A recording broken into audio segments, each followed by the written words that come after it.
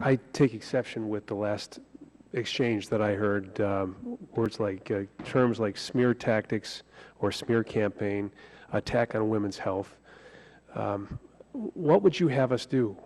I don't understand. All of us had to witness what we saw in these videos. Planned Parenthood is funded by the United States government, by taxpayers.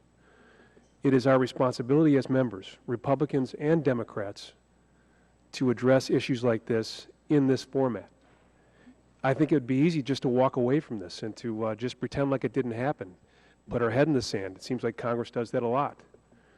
But in this case, the videos were so abhorrent and so unconscionable that it is our responsibility to step up and to have these hearings to get to the bottom of it before we go forward with the same old of funding and funding for the sake of having done it before.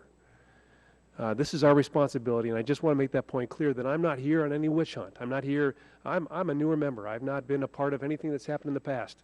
I'm not here as a Republican or a Democrat. I'm here because I'm an American citizen, and I'm also a taxpayer, and I believe it's our responsibility to marshal our resources and do it in a way that's consistent with our fiduciary duty. That said, when I see this video, I'm outraged, and as a citizen, I want to be here and talk to all of you. And I want to get back to, I'm sorry about the diatribe, but I think that's very important that you see the emotion in all of us. Yep. I want to get back to a question that we began with, and that was the discussion that we had about valuable consideration and whether or not any of this testimony, everything that we've heard, the videos, is in fact illegal. What is valuable consideration? I offer that as a question to my legal counsel here, both of you. Mr. Bopp, you suggested there's a gaping hole, and it's for reasonable payments, for reimbursable costs, whatever that might mean. I want to read you a portion of this transcript, if I might. And this is between one of the folks that set up the undercover video and two individuals in Planned Parenthood. The actor that was there for the undercover video said, "And we agreed that $100 would keep you happy, correct?" Lauren Felser replies, she is also the senior director of Planned Parenthood, "I think so." Dr. Gatter, also there, MD with Planned Parenthood, said, "Well, let me find out what other affiliates in California are getting, and if they're getting substantially more, then we can discuss it then." The actor says, "Yes." Dr. Gatter says, "I mean, the money is not the important thing, but it has to be big enough that it's worthwhile." The undercover person says, "No, but it's something to talk about. I mean, it was one of the first things you brought up, right?" Dr. Gatter, The undercover person says, now here's another thought. If we could talk about a specimen per case, or per procured tissue sample." Dr. Gatter, Buyer, so if we're able to get a liver thymus pair, maybe that is $75 per specimen. So that's a liver thymus pair, and that's $150. Dr. Gatter, maybe that's, I can't tell with this transcript. Buyer, versus if we get a liver, thymus, and brain hemisphere, and all of that, and Dr. Gatter says, okay. Buyer, so that protects us so that we're not paying for stuff we can't use, and I think it also maybe illustrates things.